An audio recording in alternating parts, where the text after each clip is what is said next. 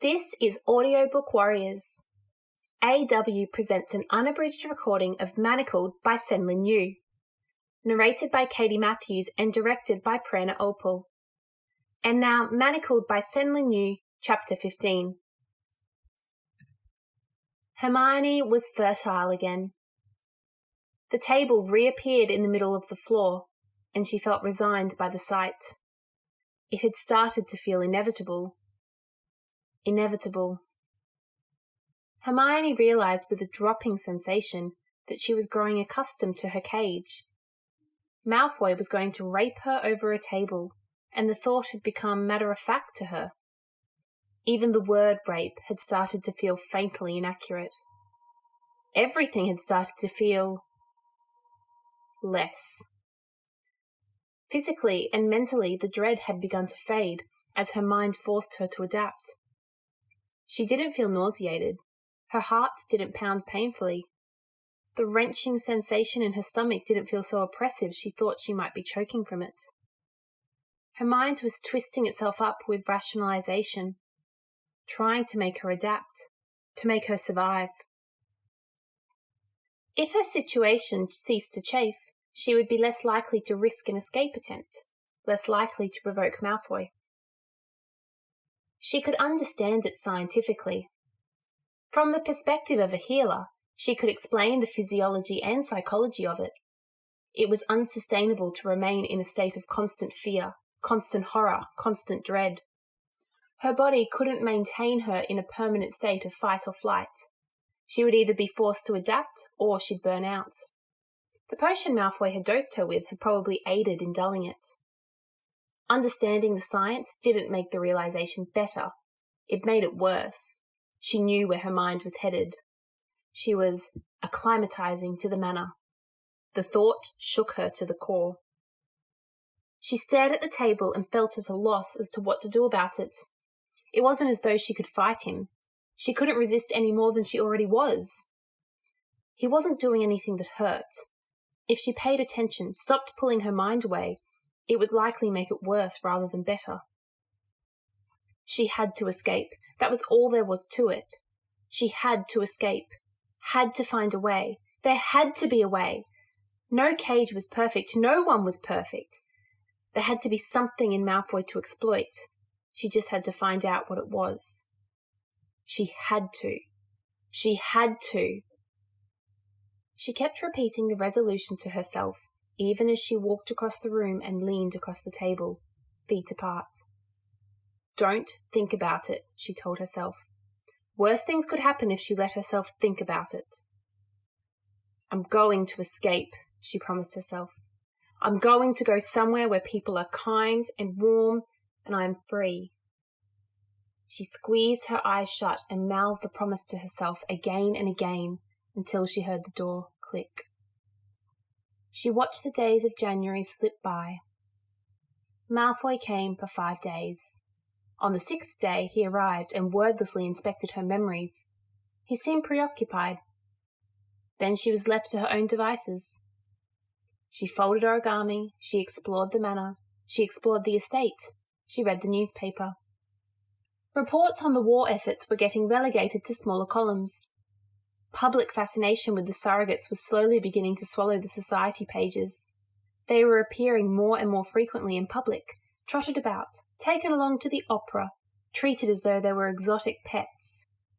Pictures of their bonneted figures were being featured along with aggressive gossiping. Was it swelling, or merely the fit of their robes? Unnamed sources said suggestive things like, "There's a chance the Flints will be adding a name to the family tapestry by the end of the year." Healer Stroud was tight-lipped with reporters, which only served as fuel for further speculation. Hermione's panic attacks almost seemed a thing of the past. She had measured out her limitations and tried not to exceed them. When she remained focused and occupied herself with studying portraits and exploring the manor and the grounds, she was able to stay calm. When she tried not to think about the war and how everyone was dead, she gradually got so good at keeping herself preoccupied that she would momentarily forget that she was forgetting. She'd breathe in and experience a moment that didn't feel broken or grieving or despairing. when it was just her loneliness that stretched out before her. The guilt that would strike her a moment later was as cold and bitter as seawater. She'd freeze for a moment and then swallow the lump of horror in her throat and renew her vow to escape. But she couldn't escape. She'd explored the manor from top to bottom. She found a set of wizard's chess and played matches against herself. She built card towers with packs of cards she discovered in a drawer. She visited the horses. There was no way to escape.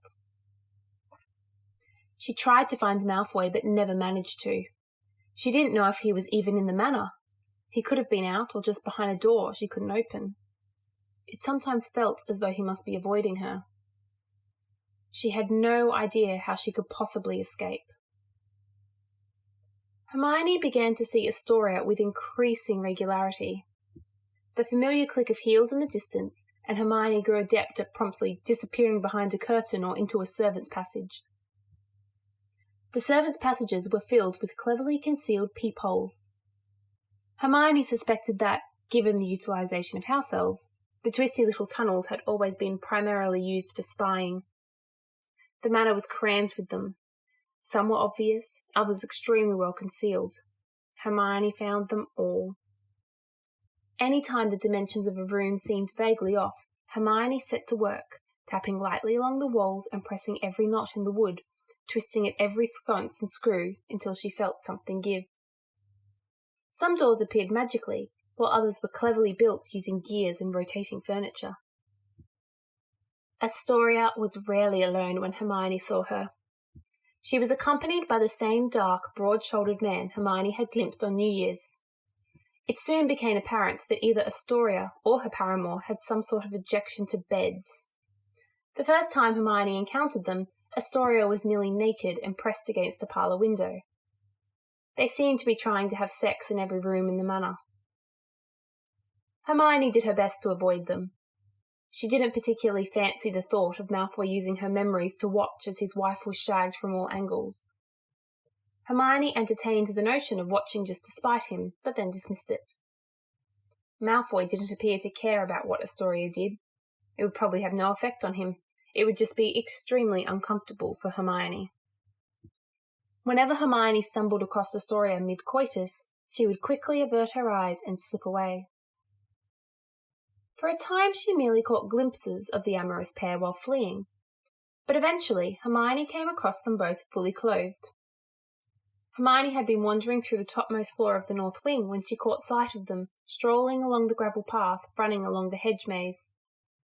Astoria was speaking animatedly, and as she spoke, the man beside her turned and stared up at the north wing. As Hermione watched, she finally caught sight of his face. Graham Montague. Hermione stared down in shock as his eyes carefully scanned the lower windows of North Wing. When he craned his head back further, Hermione stepped sharply back and out of sight. Hermione's heart was suddenly pounding. Graham Montague was Astoria's lover. Montague, who had just happened to come across Hermione during a New Year's Eve party, who had expected Hermione to immediately recognise him. He was having an affair with Astoria. He was visiting the manor almost daily. He was looking up toward the window where Hermione's room was, with an expression of intense determination. Was it all a coincidence? Could it possibly be a coincidence? Hermione reviewed all the scenarios she could think of. What did she know of him? Slytherin. Former member of the Inquisitorial Squad. Badly injured by Fred and George. At some point during the war, Hermione had known him and forgotten it. He was having an affair with Astoria. He seemed to be looking for Hermione. Was he a Death Eater? Hermione didn't know. Unless he had been working in the Ministry, he would have had to have joined Voldemort's army in some capacity. He seemed too high socially to have merely been a snatcher, and he hadn't demonstrated much familiarity with Ministry officials at the New Year's party. Hermione replayed everything she could recall from the night. She'd been so absorbed watching Malfoy and then the surrogates, she hadn't connected that Astoria and Montague had been missing at the same time. When she'd watched him later in the evening, he'd been mingling. but he'd seemed most familiar with Marcus Flint and Adrian Pusey. Despite her uncertain memory regarding the war, Hermione was fairly certain that Flint and Pusey had been, last she recalled, mid-tiered unmarked Death Eaters. Earning a dark mark had been considered significant distinction, an admission into Voldemort's most select inner circle. As Voldemort's hold on Europe had grown more certain, he had marked fewer and fewer followers. Therefore, the logical conclusion was that Montague was also a Death Eater. Marked or unmarked, she didn't know. But that didn't explain why he would have any interest in or acquaintance with Hermione. Unless... could he? Hermione was half afraid to even contemplate the notion, to allow the thought to exist in her mind where Malfoy might find it. But she couldn't stop herself from thinking it. Could Montague have been a spy for the Resistance? Could he still be? Could that be what he'd been trying to communicate to her before he'd left with Malfoy? She started watching Astoria and Montague carefully whenever they weren't having sex. She spied on them from the secret passages and grew increasingly convinced that Montague had ulterior motives for being in the manor. He was extremely interested in the house, and his eyes wandered strangely whenever Astoria was distracted. Hermione weighed the risk of trying to approach him. He was rarely alone. Astoria didn't ever seem to go more than a few yards away from him. On the few occasions when Hermione did spot him alone, she hesitated. He felt so unfamiliar. Surely if he was someone she trusted, she'd feel it instinctively. She tried to reason with herself. If he were a member of the Resistance and she were to approach him prematurely, she might expose him. If she didn't have a way to remove the manacles, it would all be futile. Hermione decided to bide her time and continue watching. Better unconfirmed suspicions than anything concrete for Malfoy to get from her. She kept wavering. Healer Stroud came and found that Hermione was once again not pregnant. Her expression as she surveyed the diagnostic results seemed irritated. Hermione stared determinedly at the clock on the wall.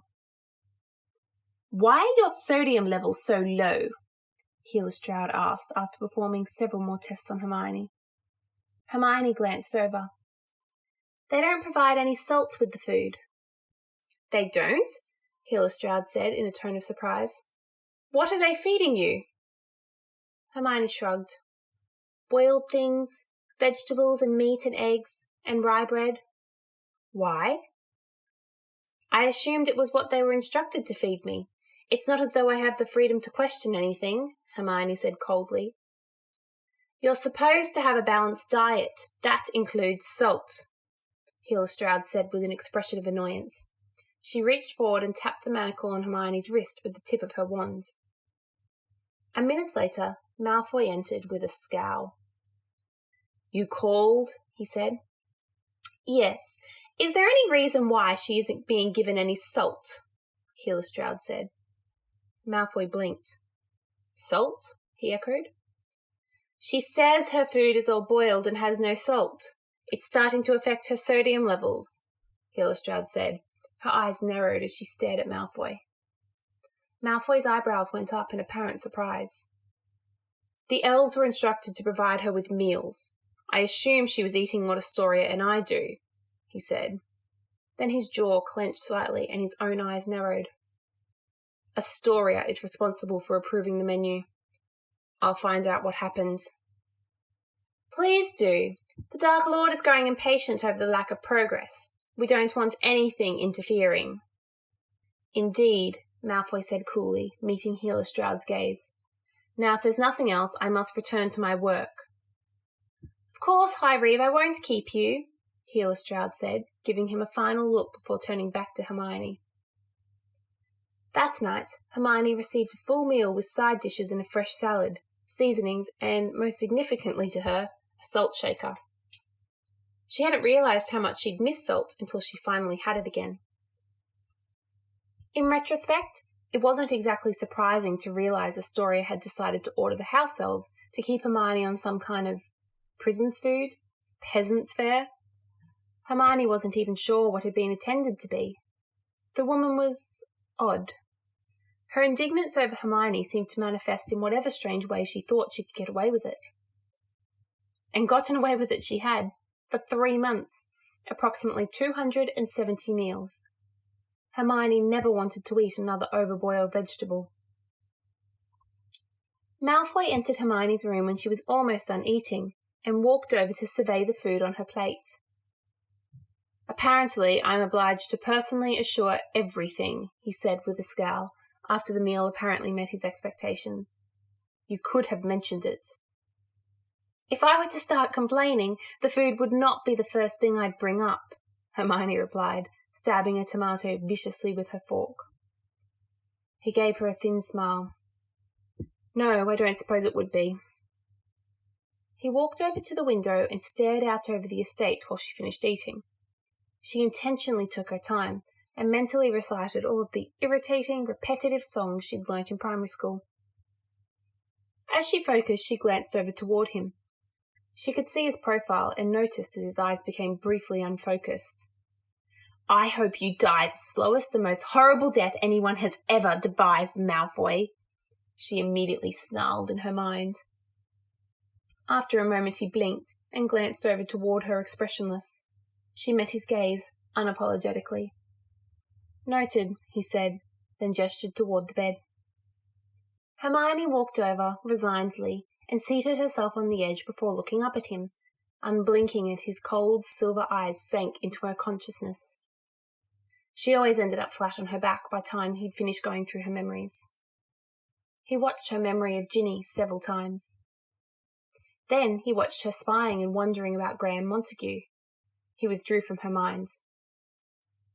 "Montague got a dark mark after the final battle," he said, staring down at her. "It was, I'm told, in acknowledgement of the exceptional services he rendered." He was sneering as he said it. "Did you provide exceptional services too?" she asked, gazing up at Malfoy.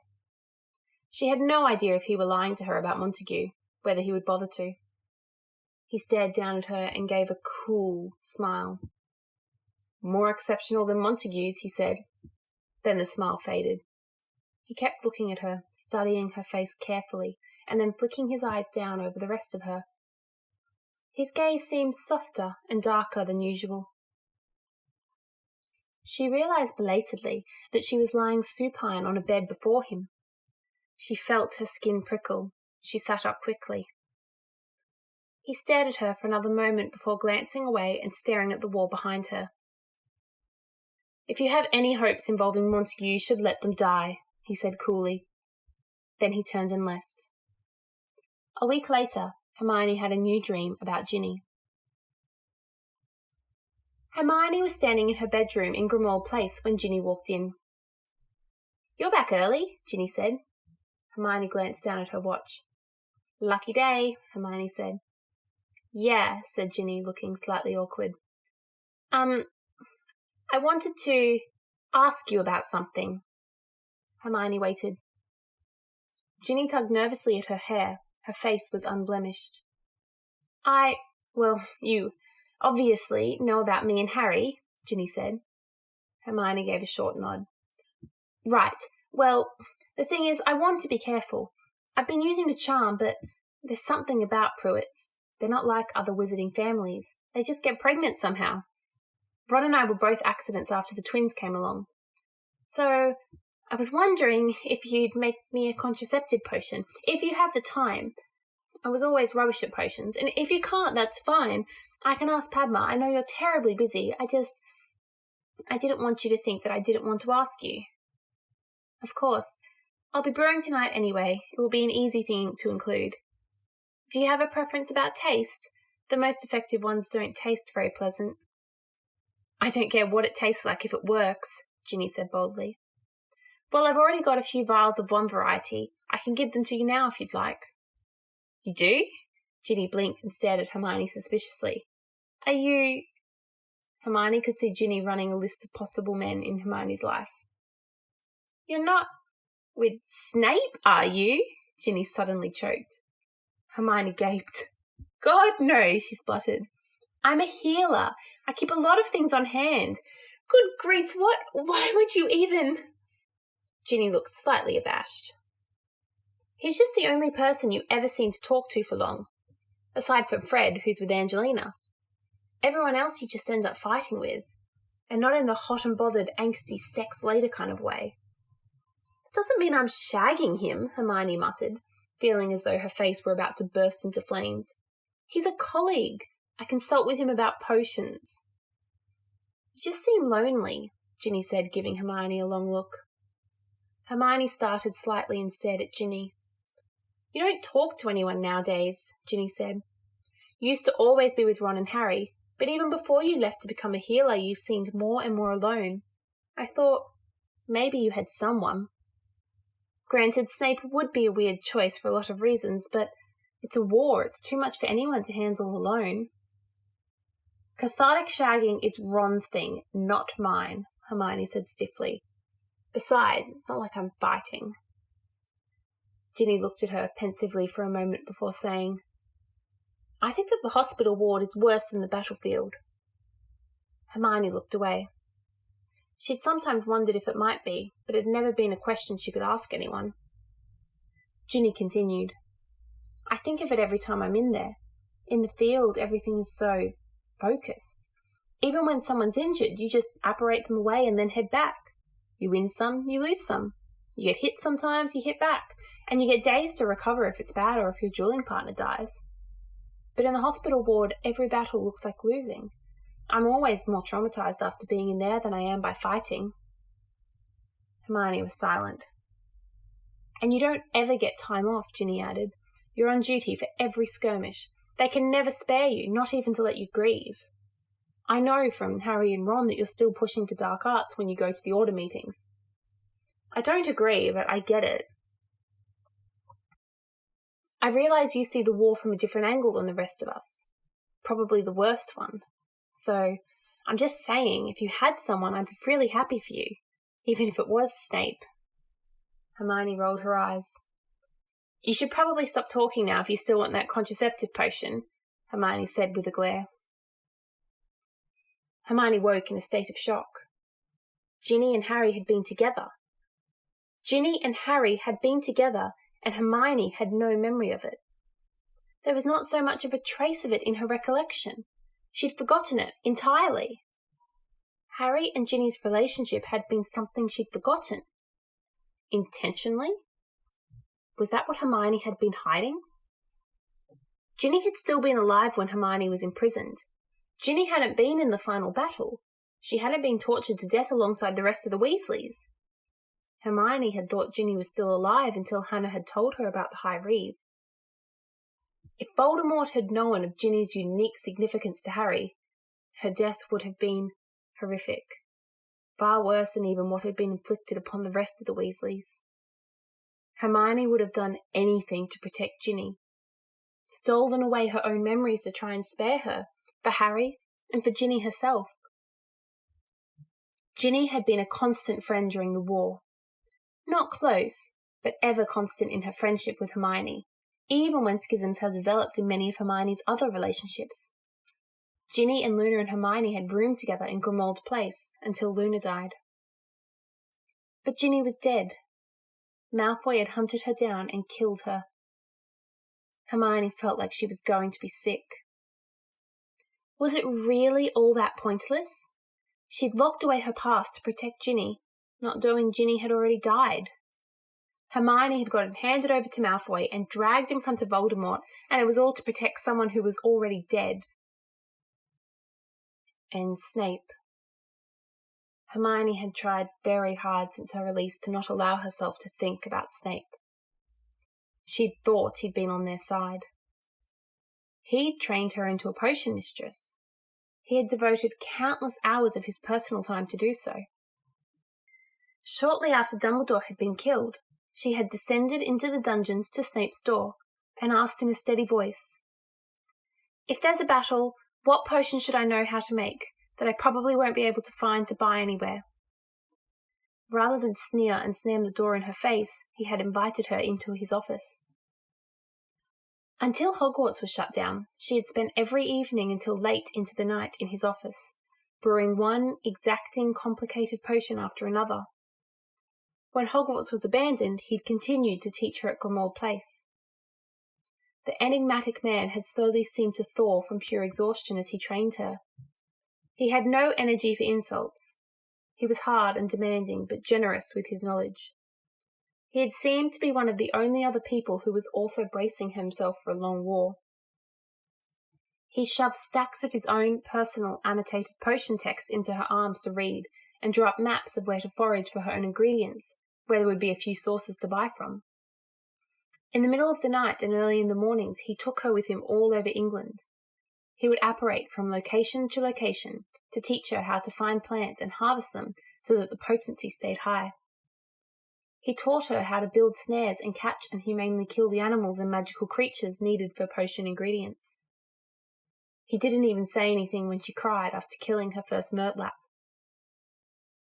He had trained her until she qualified for a potion mastery. She had been his staunchest defender during the war. Charlie Weasley grew to hate her for siding with Snape over almost anyone else. She defended Snape's methods and everything he did as a Death Eater as being necessary.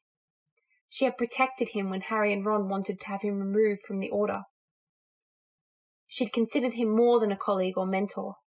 He had been someone she had trusted implicitly. It had all been a ruse, a clever ploy. Without Dumbledore to vouch for him, he had cultivated a new champion for himself, twisted her around his finger by being generous with his knowledge. He'd bought her loyalty with a potion mastery. Then, once victorious, he'd cast her off. He'd had a chance to spare her from being included in the breeding program, and he'd declined. He had departed for Romania and left her to be bred, to be raped. It was such a bitter and deeply personal betrayal she could barely bring herself to think about it. She got up and read the newspaper.